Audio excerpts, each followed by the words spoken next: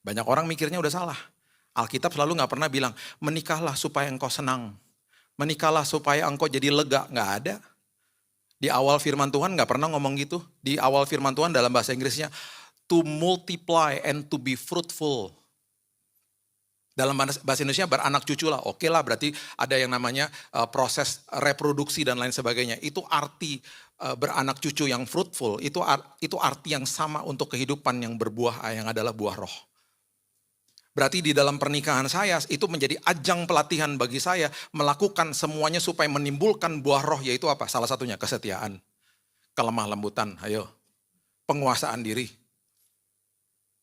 Ya, oke. Dari itu aja kita udah mulai mikir nih. Oh ya. Berarti bukan untuk kepentingan gue dong. Makanya salah kan orang ngomong gini, saya mencari orang yang tepat. Nggak ada, itu mitos. Nggak ada Alkitab ngajarin begitu. Yang ada kita harus jadi orang yang tepat buat dia kan. Saya harus mempersiapkan diri saya sebelum saya menikah menjadi orang yang tepat buat dia. Karena saya harus jadi fruitful nanti di dalam pernikahan itu. Fruitful itu bukan sekedar punya anak, bukan. Tetapi jiwa saya fruitful, menghasilkan buah kebenaran di dalam hidup saya. Ini contoh sederhana aja.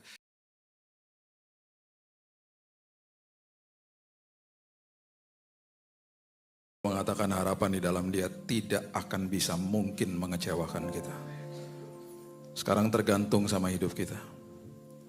Biarlah kita tinggal di dalam kasih-Nya, supaya keinginan kita adalah keinginan Tuhan, bukan keinginan daging kita lagi. Terus sadarkan diri kita bahwa hidup ini bukan punya kita, punya Tuhan. Makin kita sadar, makin kita merdeka. Makin kita lega, makin kita puas bahkan. Bapak yang baik, terima kasih buat kesempatan demi kesempatan. Tuhan masih berikan kepada kami masih bisa bangun tadi pagi. Masih dikasih nafas, masih dikasih lihat hari yang indah. Itu sebabnya kembali Tuhan kami mau terus ingatkan diri kami. Semua ini Tuhan bukan karena kuat dan kehebatan kami kenal sama ini, sama itu, pekerjaan kami, uang kami. Gak ada urusannya Tuhan. Semua ini karena Tuhan. Masa depan kami semua karena Tuhan. Itu sebabnya Tuhan kembali hari ini terima kasih. Kami masih dikasih kesempatan seperti Maria bisa duduk di kaki Tuhan. Mendengarkan isi hatimu. Kami percaya kembali hari ini Tuhan kami diteguhkan dan Roh Kudus yang di dalam kami melegakan setiap hidup. Kami pulang dari tempat ini Tuhan terus semangat, terus setia sama Tuhan, terus bangga bahwa kami punya Yesus. Terima kasih ya Tuhan. Kami sambut firman-Mu dan kami percaya Roh Kudus yang berbicara. Kita sama-sama katakan, amin, amin, amin, amin. Silakan duduk. Shalom. Ada di studio satu lagi ya, studio berapa? 5 ya, 5, oke. Oke, saya kalau nggak salah tahun lalu atau awal tahun kan pas khotbah di sini bilang sama Bapak Ibu tolong doakan istri saya kan. Soalnya kan saya lagi mau punya anjing, cuman kan dia nggak mau punya anjing. Kan soalnya kan bulan Februari kemarin kan kami jadi empty nester, anak saya yang bungsu kan pergi kuliah jadi kami tinggal berdua. Jadi terakhir tuh waktu saya tahun lalu saya bilang yuk punya anjing, dia gak mau kan, dia mengeraskan hati. Terus saya akhirnya minta dukungan jemaat. Yuk jemaat doakan istri saya biar dia gak mengeraskan hati. Saya cuma mau kasih tahu aja ada kesaksian, Tuhan udah jawab doa kita. Saya udah punya anjing sekarang. Puji Tuhan kan. Makanya kalau sama istri mesti pakai hikmat. Teman saya bilang gini, lu bawa aja anjingnya ke rumah. Lu bawa yang masih bayi. Dia gak mungkin bisa nolak. Bener. Saya bawa Golden Retriever. Makasih teman saya udah ngasih saya. Baru 2 bulan. Namanya Luna. Lucu banget. Dia gak bisa ngapa-ngapain langsung meleleh dia langsung. Makasih doa-doanya ya. Ntar kalau udah keperluan lagi saya minta lagi doain. Oke. Kita hari ini ya, saya mau bawakan ini maksud saya gini. Kita ini masih dikasih kesempatan-kesempatan sama Tuhan. Hidup itu bisa berubah dalam sekejap. Saya udah saksikan di awal tahun, kita lagi ngumpul mau tahun baruan, teman saya tiba-tiba dapat kabar papanya meninggal. Gak dikasih lihat 2026, persis dipanggil Tuhan tanggal 31 Desember. Jadi kehidupan ini tuh kesempatan setiap hari. Masih dikasih kesempatan lagi. Jangan sia-siakan hidupmu. Jangan sia-siakan hidupmu. Nah, ada satu pribadi yang sering banget ngomong sama dirinya sendiri. Dan pribadi ini karena dia sering banget ngomong sama dirinya sendiri, kita perlu lihat apa sih yang dia kasih tahu. Karena dia tuh kalau dia kasih tahu sama jiwanya, dia ngomong sama jiwanya, berarti dia nggak percaya sama jiwanya memang. Ya, coba buka dulu deh. Yeremia 17 ya, coba lihat. Yeremia 17 ayatnya yang ke-9. Yeremia 17 ayat 9. Betapa liciknya hati, firman Tuhan bilang. Lebih licik daripada segala sesuatu. Hatinya sudah membatu. Nah, coba lihat kalimat ini. Siapakah yang dapat mengetahuinya? Kita. Makanya ya banyak orang kalau kita lihat lagi di interview habis melakukan kejahatan. Ngomongnya gini. Kalau di film-film gini. I didn't know what I was doing. Katanya gitu. Kalau lagi di film-film Hollywood. Kalau di Indonesia. Kalau lagi di interview bilang gini, saya kilaf pak, itu bahasa Indonesianya. Saya nggak tahu pak kenapa saya bisa begitu. Kita nggak bisa tahu hati kita kayak gimana. Bahkan waktu kita memperkatakan sesuatu dari emosi kita melakukan sesuatu, kita bisa gini, kok gue gitu ya barusannya gitu. Bahkan kita bisa nyesel. Jadi firman Tuhan bilang gini, siapa sih yang tahu hatinya sendiri gitu. Makanya Daud suka ngomong sama jiwanya. Dia ingetin terus jiwanya gitu. Kamu harus begini, hai jiwaku, dia ngomong begitu berkali-kali. Nah, salah satu prinsip, kalau kita tadi masih bangun pagi, masih dikasih lihat hari ini gitu ya. Berarti kita nih kalau setiap kali bangun bilang gini, Tuhan makasih ini kesempatan nih Tuhan, ya kesempatan. Aku masih bisa ngucap syukur buat kebaikan Tuhan. Itu sederhana aja, itu aja sederhana. Ya. Nah, itu sebabnya sering kali kita terjebak di dalam ngucapan syukur sama hal-hal besar-besar aja. Jangan. Justru lihat hal-hal kecil dan punya prinsip begini, kalau hal kecil Tuhan aja perhatikan, apalagi hal besar. Jadi mulai simpen semua hal-hal kecil yang terjadi, mulai lihat sekitarmu, mulai simpen di dalam lubuk hatimu. Jadikan itu perbendaraan ucapan syukurmu. Ketika nanti ada hari-hari sulit, kemudian tarik balik tuh, di-upload kembali, dikasih tahu gini loh, ini loh, dulu aja atau hari kemarin atau minggu lalu dia lakukan ini buat aku gitu. Ya, coba kita baca sama-sama. Mazmur pasalnya yang ke-130. Mazmur 103 maksud saya, ayat 1 dan 2. Mazmur 103 ayat 1 dan 2. Pujilah Tuhan, hai jiwaku, Daud ngomong. Pujilah namanya, hai yang kudus, hai segenap batinku. Dia ngomong sama jiwanya. Terus dia bilang gini, pujilah Tuhan, hai jiwaku, janganlah lupakan segala kebaikannya. Don't ever forget his goodness, jangan lupakan kebaikannya dia gitu. Nah, jadikan apa yang Daud bicara sama dirinya itu sebuah prinsip. Karena gini, pribadi yang paling sulit dikalahkan adalah diri kita sendiri. Nah, itu sebabnya kita juga harus sadar diri saya ini adalah diri yang selalu berbicara paling bawel sama diri saya juga. Contoh sederhana deh, baru ada orang yang menyakiti kita dengan sebuah kata, sakit kita. Terus dia pergi, itu orang udah pergi. Yang paling sering bicara sama kita bukan dia lagi, diri kita sendiri.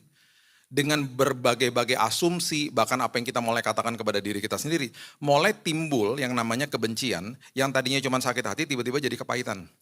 Karena kita ngomong sendiri, dia udah pergi orangnya, kita gini, dasar lo ya, emang dari dulu gue udah ngeliatin lo gak banget lo orangnya gitu. Kita ngomong sendiri loh.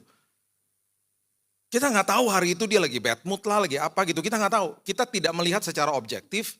Kita karena kita juga kehidupan kita seringkali penuh sampah juga dari dunia ini, kita mulai ngasih tahu hal-hal yang betul-betul bertolak belakang dengan firman Tuhan. Makanya firman Tuhan itu paradoks, bertolak belakang sama logika manusia, selalu berlawanan. Jadi kita mulai ngomong hal-hal seperti gitu. Kita mulai ngomong sendiri, ntar lo ya ketemu sama gue lagi, enggak akan gue tegur lo gitu. Kita mulai kesal sendiri, terus kita mulai diulang-ulang di dalam pikiran kita apa yang dia katakan sama kita yang tadinya cuma sakit hati. Mulai timbul kebencian, mulai timbul akar kepahitan, benar-benar jadi kepahitan. Dan firman Tuhan udah bilang di kitab Ibrani, kalau sampai ada akar kepahitan, kamu tuh akan mencemarkan orang lain. Kamu akan membuat rusuh orang lain gitu loh. Nah itu semua dimulai dari mana? Dari diri kita sendiri toh.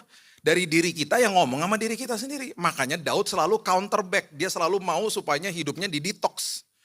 Hai jiwaku, dia ngomong sama dirinya sendiri. Bahkan dia bilang jangan lupakan kebaikan dia, salah satunya begitu. Nah, saya pernah nih ya, hari-hari Minggu seperti begini nih, dari pagi sampai malam biasanya.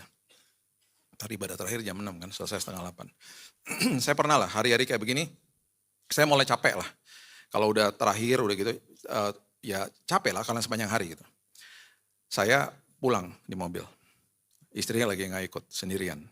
Saya nggak pernah punya supir. Saya nggak pernah suka ada supir. Saya suka me time sendiri di mobil. Saya suka nyembah sendiri, saya suka dengerin firman, saya suka nyanyi sendiri, saya punya playlist sendiri. Saya suka dengerin musik saya sekeras-kerasnya kalau saya lagi moodnya begitu. Pokoknya saya suka sendiri lah. Mungkin Bapak Ibu banyak yang nggak kenal saya. Di balik mimbar ini saya orangnya introvert banget sebenarnya. Jadi saya suka me time gitu. Nah di mobil tuh saya lagi mikir-mikir gini, aduh enak juga nih ya air kelapa hijau dingin. Pas pulang hari Minggu malam, ada yang suka gak air kelapa hijau dingin? Ada ya, enak ya. Tapi harus dingin, jangan room temperature, harus dingin banget gitu. Terus lagi mikir-mikir gitu ya, terus tiba-tiba gini, aduh di dekat rumah sih ada ya pinggir jalan, cuman malas banget ya beli belah lagi kan, dinginnya kapan gitu kan. Udahlah malas lah, udah pulang aja, udah capek juga badannya kan. Sampai rumah, duduk di kursi, istri lagi nonton TV. Lagi copot-copot sepatu, tiba-tiba dia ngomong gini, itu di kulkas ada air kelapa hijau dingin. Terus saya gini, air kelapa hijau dingin, kok kamu tahu aku pengen? Terus dia dengan nyantai gini, kan aku istri kamu. Cielah, so tau banget kamu. Terus saya bilang gini, ya beneran aku lagi pengen banget gitu loh. Barusan pengen banget di mobil. Iya tadi siang pulang gereja, aku beli di pinggir jalan tuh udah di kulkas. Udah dingin banget tuh dari tadi siang gitu.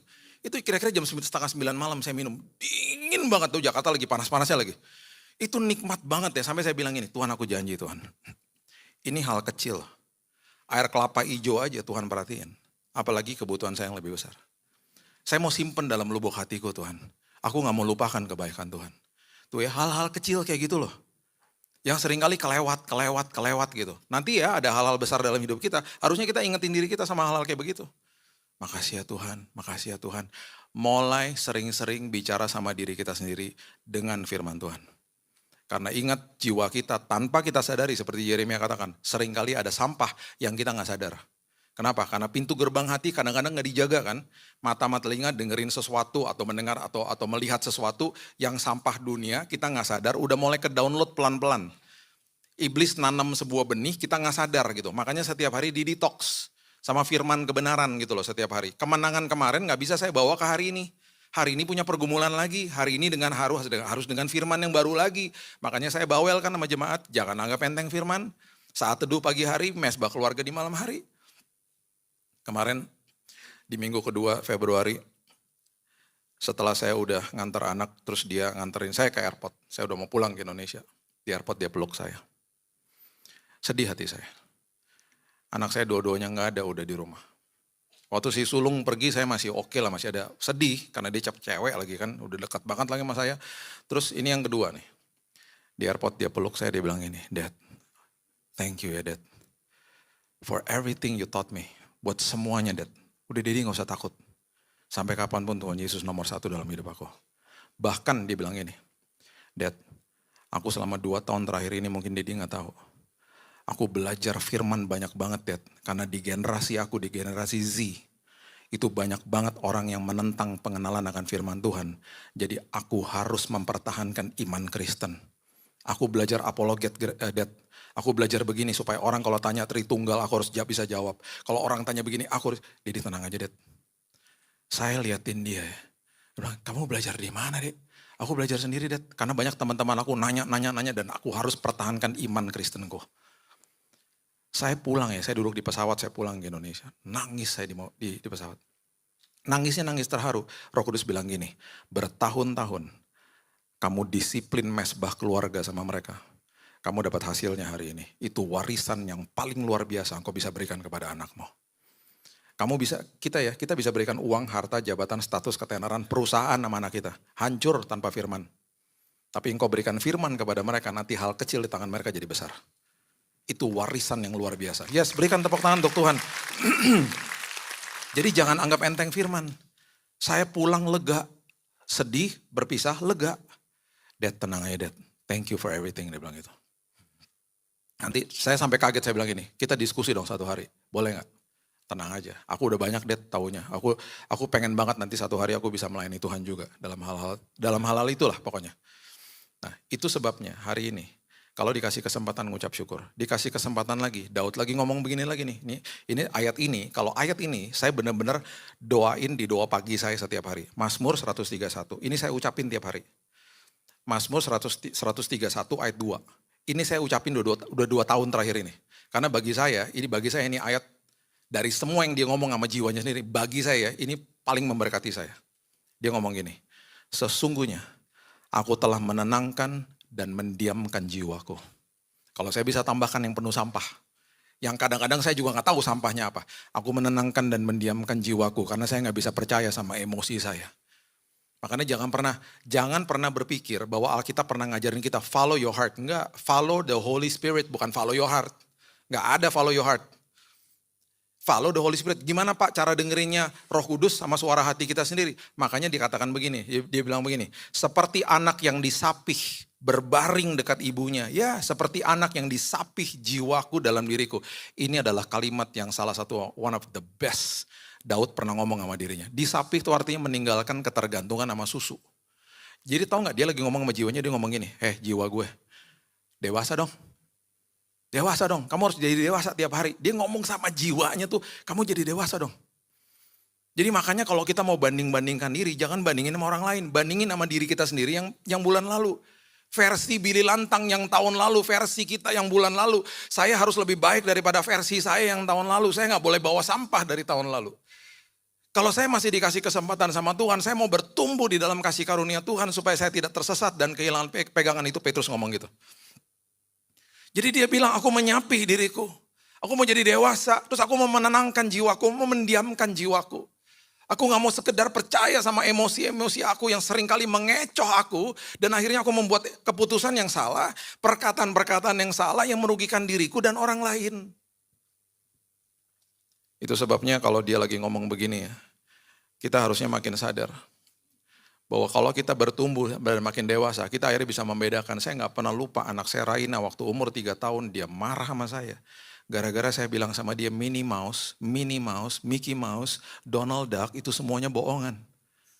Dia bilang ini, don't ever say that, okay, Dad please. They're real. Kak, itu mereka kartun. Mereka gak ada. Salahnya umur 4 tahun dibawa ke Disneyland. Kan ada benernya.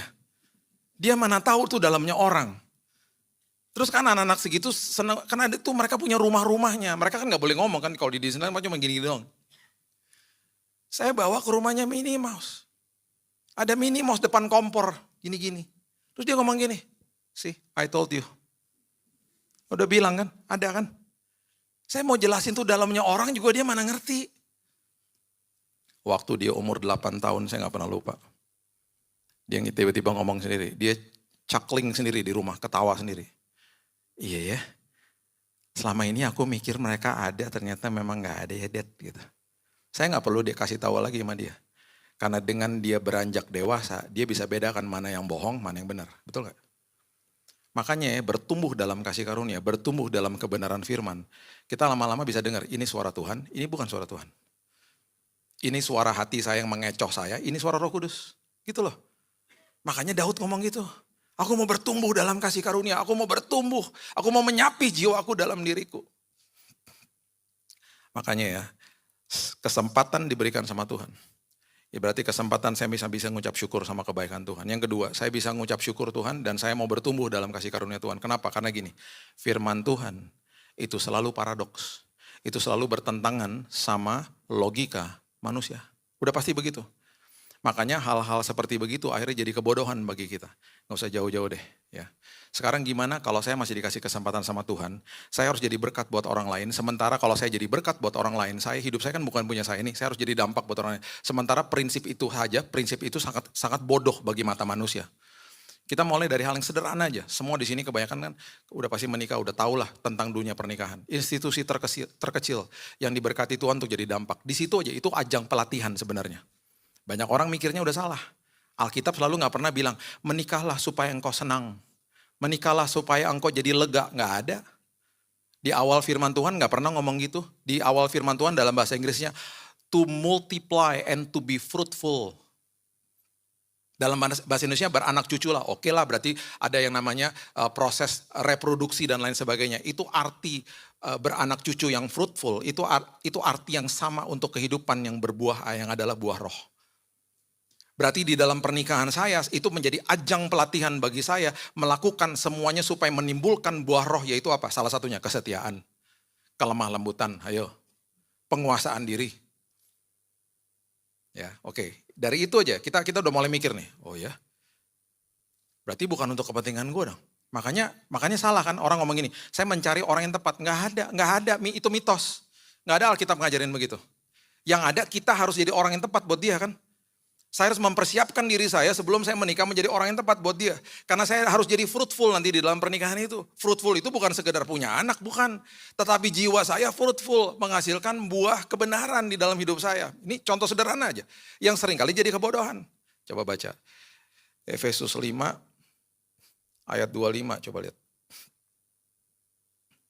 Ini saya cuma mau kasih contoh aja ya. Contoh aja. Efesus 5 ayat 25. Hai suami.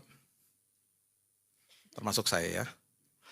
Kasihilah istrimu sebagaimana Kristus telah mengasihi jemaat. Dan telah apa? Menyerahkan dirinya baginya. Oke. Suami-suami dengarkan firman Tuhan. Ini berarti saya juga ngomong buat diri saya ya. Suami mengasihi istri. Kalau dibaca jangan dimutilasi ayatnya. Jangan cuma sepotong-sepotong. Bacanya yang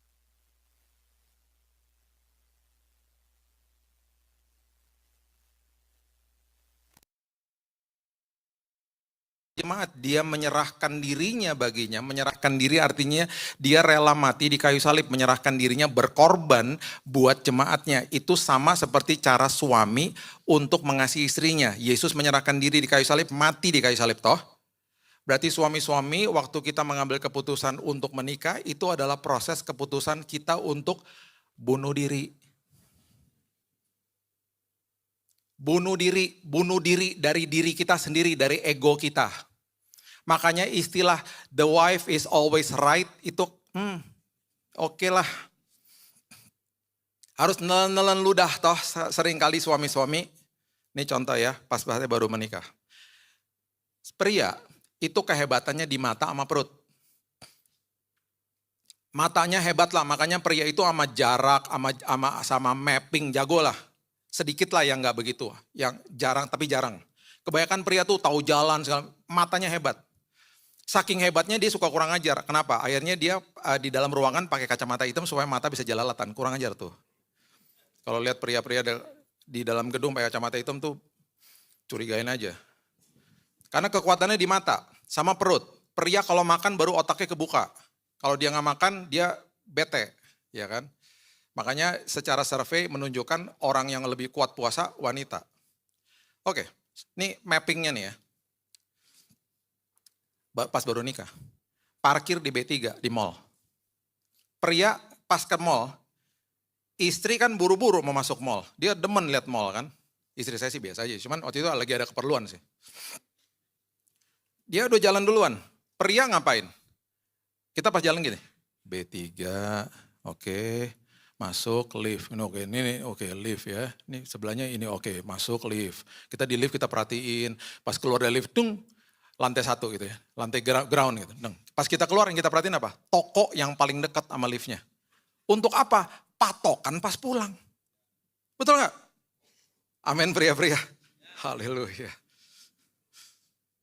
H&M, oh berarti ini sebelahnya H&M nih ada lift, oh ntar gampang. Kita dalam hati ngomongnya. Sementara bini udah kerasa gerusuk kan. Apalagi kalau lihat diskon puluh. Ya kita jalan sama dia, udah selesai kan. Pulang nih. Saya mulai memimpin ketika pulang kan. Karena kalau datang ke mall istri memimpin, pulang suami memimpin. Ayo lewat sini, H&M. Tahu nggak di belakang saya gini? Bukan situ sayang, bukan. Pertama masih sayang. Bukan di situ sayang, di sini sayang. H&M cuma di sini. Bukan, liftnya bukan, udah mulai tinggi. Bukan, liftnya di sebelah sana. Di sini. Terus saya tetap jalan. Karena suami tetap harus memimpin.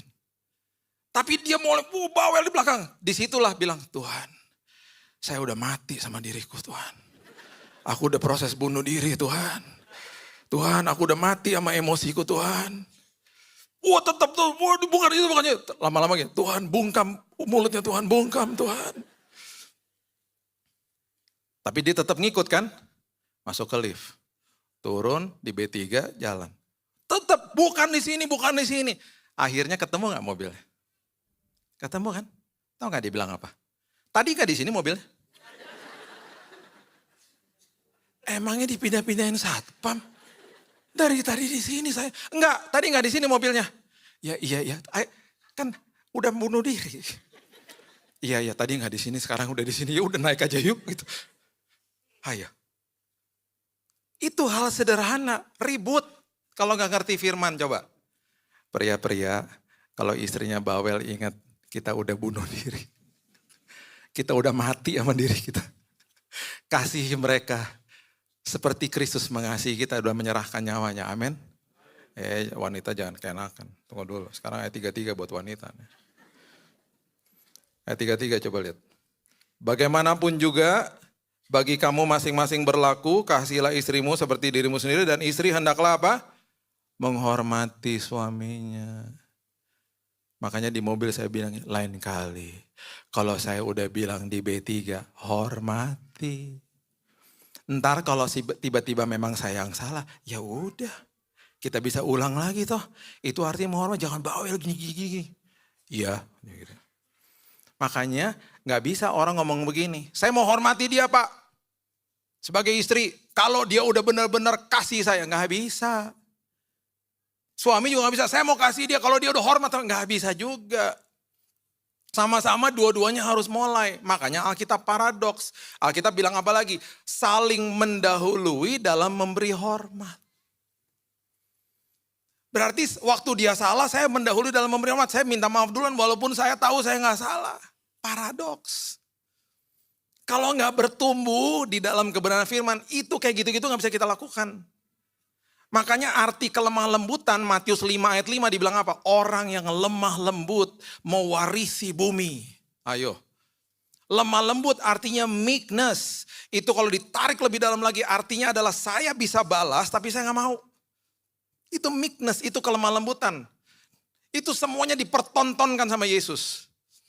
Makanya saya berkali-kali bilang kan, hubungan vertikal sama Tuhan, terima dulu nih kasihnya, belajar kasihnya dia apa yang dia lakukan buat saya.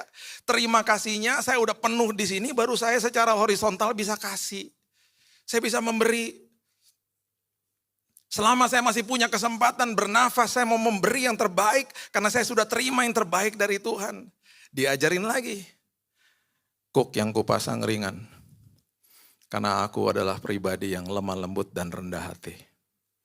Lemah lembut sekali lagi. Meekness is not weakness. Meekness itu artinya saya punya kesempatan untuk balas. Saya punya kuasa dan ability untuk balas. Tapi saya gak mau. Itu meekness. Nah orang seperti begitu dikatakan mewarisi bumi. Arti mewarisi bumi adalah orang seperti begitu dicari sama orang.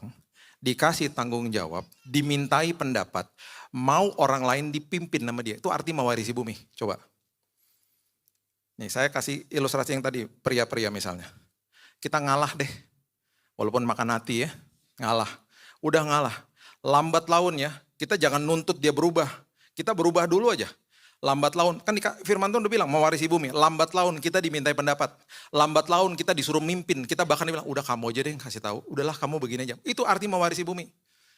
Kita akhirnya memimpin, kita akhirnya bisa kasih influence sama orang lain, bukan dengan paksaan, tapi karena diminta sama orang lain. Di Taman Getsemani, Yesus ditanya, kita lagi cari Yesus orang Nazaret, dia ngomong gini, akulah dia, mental mereka, mental. Itu menunjukkan kalau kita baca itu, dia punya kuasa, baru ngomong mental. Petrus emosi toh, telinga hamba imam besar Malkus diputusin sama dia. Tang, itu jahat tuh sebenarnya. Karena hamba imam besar kalau sampai ada cacat di dalam tubuhnya gak bisa melayani di bait Allah. Dipasang sama Yesus. Terus dia bilang gini, udah lo jangan macam-macam. Gue bisa datengin 12 pasukan malaikat kalau gue mau sekarang ini. 12 pasukan. Di dalam pengertian Alkitabiah itu berarti 72.000 malaikat. Dan saya percaya tuh 72.000 udah di pintu sorga, udah dengan sword yang tercabut, udah tinggal tunggu komando dari bawah. Untuk membatalkan prosesi penyalipan. Komando itu gak pernah datang. Mereka masukin lagi tuh pasti semua swordnya dan diem di sorga.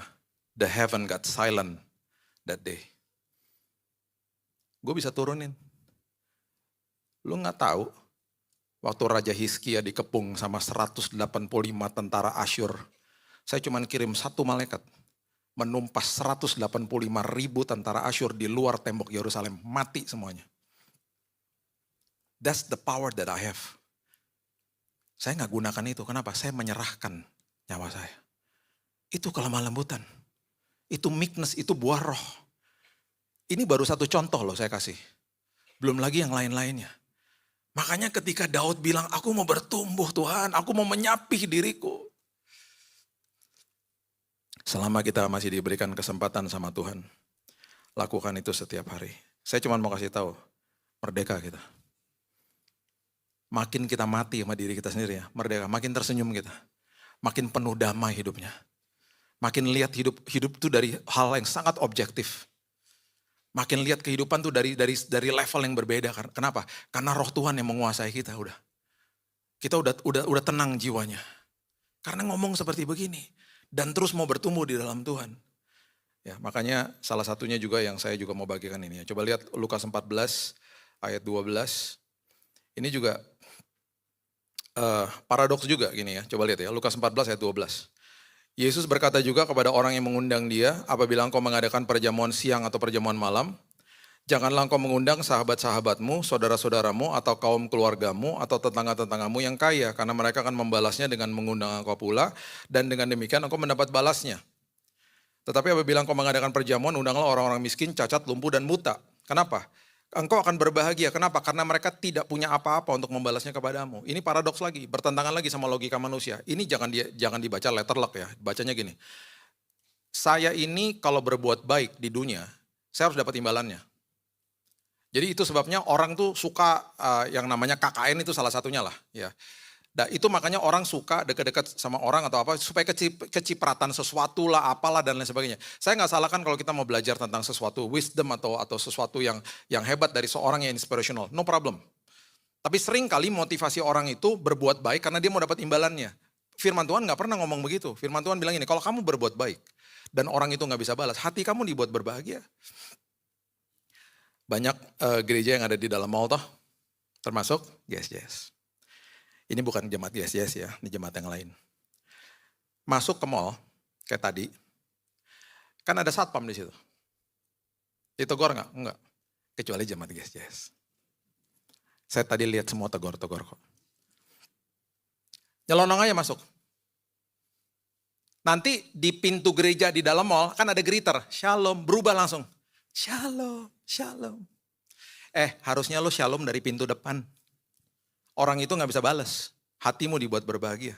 Kenapa pikirannya ibadahnya pas udah dekat pintu gereja? Kan gerejanya kita, Ecclesia, the assembly of the believers artinya. Ini kan gedungnya. Berarti dimanapun saya berada, ibadah berjalan terus. Ketika saya masuk ke tempat umum, ada orangnya, apalagi orang bukain pintu. Terus nyapa lagi. Ditegur lah, makasih. Itu hal sederhana. Hal sederhana. Bapak Ibu yang suka traveling, saya mau kasih tahu. Etika, di mana orang selalu memperhatikan, orang ya di dalam gereja ya, dikasih firman, wah amen, nanti di dalam kehidupan sehari-hari, gak peduli. Hal-hal kecil gak diperhatikan, ini contoh ya. Di dalam, saya naik pesawat terbang tiap bulan lah, saya travel all over Indonesia lah. Saya udah biasa nih, duduk di belakang misalnya. Ya. Saya suka duduk di belakang biar boarding duluan lah. Mau keluar dari bangku ya. Ini di belakang dari sini nih yang jalan, aku udah kayak air bah. Gitu. Gak bisa keluar kita. Satu hari saya mau keluar, ada ibu-ibu depan saya. Dia ngeliatin tasnya, kopernya dia ngeliatin ke belakang. Orang maju terus kan. Saya dalam hati gini, udah gue aja yang nahan deh. Saya korbankan badan saya dong. Saya begini, ketabrak saya.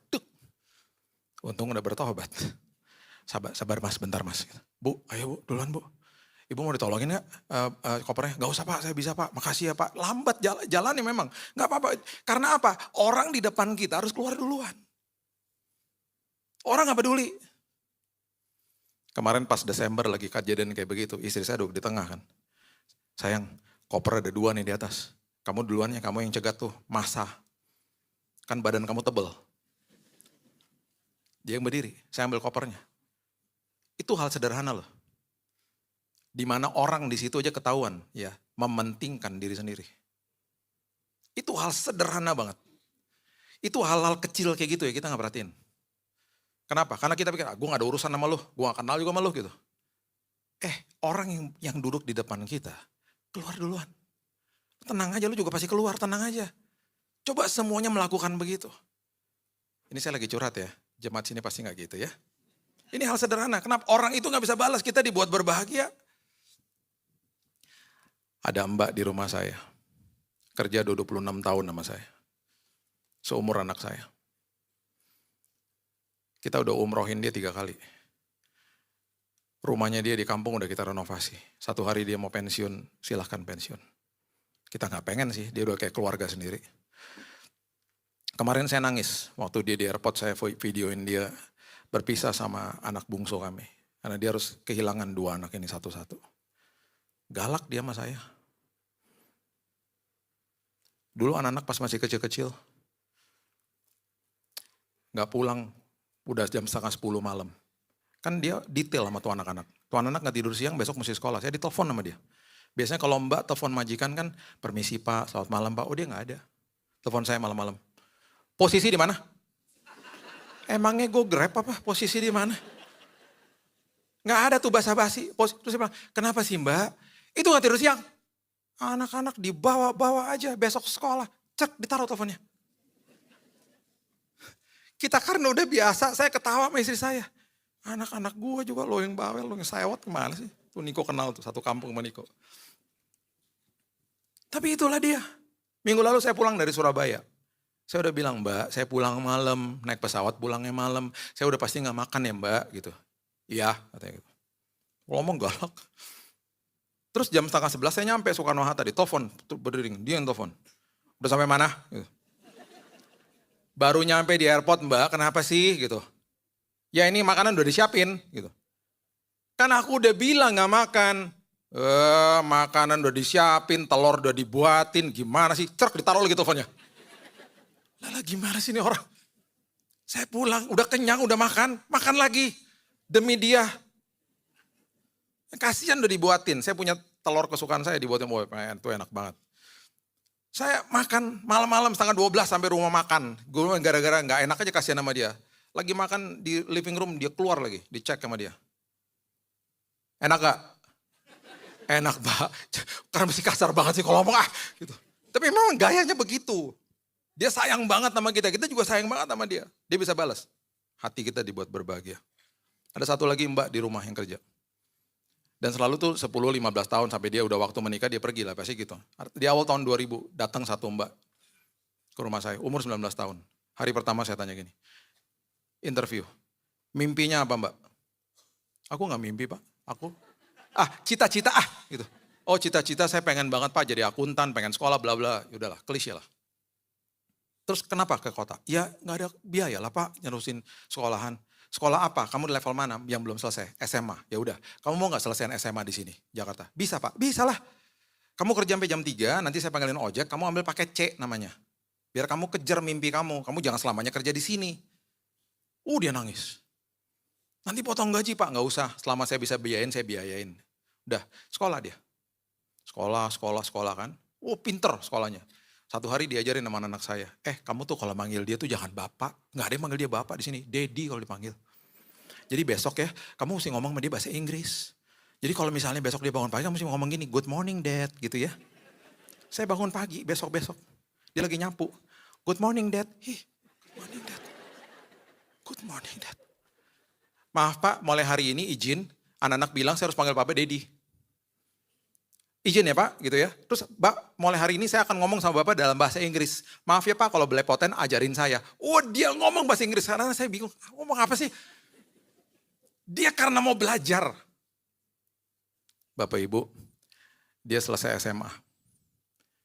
Kita sempat kuliahin dia. Sekarang dia menjadi salah satu pemilik UKM yang berhasil di Jakarta Pusat. Dia kejar mimpinya. Dia bisa balas, nggak bisa. Nggak bisa balas. Sampai hari ini kalau lebaran Natal ke rumah saya masih panggil saya Dedi. Hati saya dibuat berbahagia.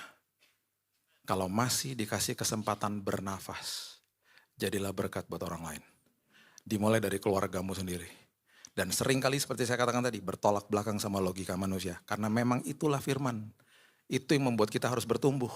Supaya firman tidak lagi jadi kebodohan. 1 Korintus 2 ayat 14 mengatakan, kalau kamu tidak mengerti firman, firman ini jadi kebodohan buat kamu. Ya, saya tutup sama ini. Selama kita masih dikasih nafas, berarti Tuhan masih berjalan di depan kita. Masa depan kita indah bersama dengan Dia. Ulangan 31 ayat 8 mengatakan begini. Ayat terakhir, ayat favorit jemaat. Kecuali GSJS ya. GSJS kalau ayat terakhir pasti gini, ya kok terakhir sih? Gitu. Pasti, kau masih pengen dengar firman. Tapi kalau gereja lain, yes ayat terakhir, gue mau pulang, gue mau makan. Muka-muka haus firman, beda ya. Makanya vibe-nya beda di GSJS. Ulangan 31 ayat 8. Sebab Tuhan dia sendiri akan berjalan di depanmu. Dia sendiri akan menyertai engkau. Dia tidak akan membiarkan engkau. Tidak akan meninggalkan engkau. Janganlah takut, janganlah patah hati. Tuhan berjalan di depan saya. Tuhan berjalan bersama saya. Tuhan maha hadir. 2 tahun lalu saya diundang sama pernah ngisi di sini juga. Pendetaan di Ambarita. Di gerejanya dia di Sydney. Kami teman baik sekali. Jadi saya ke sana 2 tahun lalu. Saya lagi ngopi sama teman lama. Ya, ngopi sama teman lama. Terus dia bilang gini, Bill jam 2 gue udah harus jalan ya. Karena gue mesti ngantar, jemput anak gue. Oke, lo gimana? Gampang, tenang aja. Ntar jam 2 juga ada teman baru mau datang. Sama-sama orang Indonesia. Teman baru datang 1:30. Jadi sempat ketemu saya kenalin. Orang Indonesia di luar negeri kalau baru ketemu ya pasti kenalannya udah berapa lama bro. Udah gitu sama-sama orang gereja lagi. Lo gereja di mana? Pertanyaan seperti itu. Kita jalan nih. Udah jalan yuk gitu. Lo ke mobil kan, ya udah ke jalan yuk. Kita pindah tempat aja, ngopi tempat lain yuk. Jalan bertiga. Di tengah jalan lagi jalan mereka ngobrol. Teman lama nanya sama teman baru. Kerja di mana bro? Gue supir bus katanya gitu. Wah, gue lagi pengen ngelamar tuh jadi supir bus karena gaji kan gede supir bus. Wah, lewat gue aja katanya. Gue senior, udah lewat gue aja. Nanti gue masukin ke HRD. Wah, thank you ya bro gitu. Udah ngobrol, jalan lagi. Mulai nanya soal keluarga. Teman baru nanya sama teman lama, anak berapa bro? 5 katanya gitu. Saya lihat dia, banyak juga anak lo ya. Teman lama namanya teman baru, anak lo berapa bro? Gue lagi program bro, doain ya. Program gimana? Iya gue lagi mau ketemu sama dokter objinnya, tapi masih waiting list. Doain gue ya, semuanya bisa lancar-lancar aja. Teman lama nanya, emangnya siapa nama dokternya? Dia sebut nama dokternya. Teman lama bilang gini, ma itu mah ipar gue dokternya. Udah sini nomor lo mana? Ntar gue kasih sama dia, udah minggu depan lo langsung ketemu sama dia, beres gak usah waiting list sana. Saya bilang sama mereka, guys, kalau tadi dia datang jam 2 ke atas, gak ketemu loh. Dia datang 1:30. Lo pengen jadi supir bus, lo ketemu supir bus. Lo cari dokter, lo ketemu sama iparnya. Itu kalau Tuhan berjalan di depan kita, Tuhan pertemukan kita dengan orang yang tepat. Dengan kesempatan yang tepat, untuk dibawa kepada tujuan yang tepat sama Tuhan. Itu Tuhan. Kemarin bulan Februari, ya berikan tepuk tangan untuk Tuhan. Kemarin bulan Februari, saya lagi antar anak saya ke sana. Mereka udah jadi temenan. Kita dinner bareng. Temen yang mau punya anak datengin saya, peluk saya. Bill, sama istrinya. Istri gue udah hamil 5 bulan. 4 bulan lagi dia melahirkan. Saya lihat mukanya, wow, God is good. Of course, He is very good. Dia pertemukan kita dengan orang yang tepat. Untuk selalu dibawa kepada tujuan yang tepat. Karena Tuhan berjalan di depan kita. Kalau masih dikasih nafas hidup, mengucap syukur, bertumbuhlah, jadilah berkat. Dan masa depanmu ditanggung penuh sama Tuhan. Gak usah takut, hari esokmu dia sudah di sana. Menyiapkan yang terbaik bagi kita. Berikan tepuk tangan kita untuk Tuhan kita. Bapak yang baik, terima kasih buat hari ini. Ngucap syukur, Engkau dahsyat, Engkau hebat, Engkau luar biasa Tuhan. Terima kasih Tuhan buat firman-Mu. Firman-Mu selalu membuat kami lega, membuat kami puas. Karena itu makanan rohani yang paling hebat. Itu sebabnya hari ini kembali Tuhan. Bukan sekedar hanya dengar saja. Tapi kami menghidupi firman ini. Banyak firman yang sulit dicerna sama logika kami. Itu karena kami manusia yang masih bersentuhan dengan dunia ini. Itu sebabnya Roh Kudus yang ada di dalam kami mampukan. Karena justru ketika kami melakukan ini, hidup kami dimerdekakan. Amen. Keluarga kami dimerdekakan. Bisa terjadi pemulihan Tuhan dalam sebuah hubungan bahkan. Karena kami melakukan firman. Terima kasih Bapak yang baik. Selama nafas ini masih ada Tuhan. Kami mau memberikan hidup kami yang sebaik-baiknya. Bahkan yang terbaik untuk Tuhan. dan untuk sesama kami. Meteraikan firman ini, karena kami juga sudah dimeteraikan sama Roh Kudus. Dalam nama Yesus kami berdoa, kita sama-sama katakan, amin. God bless you.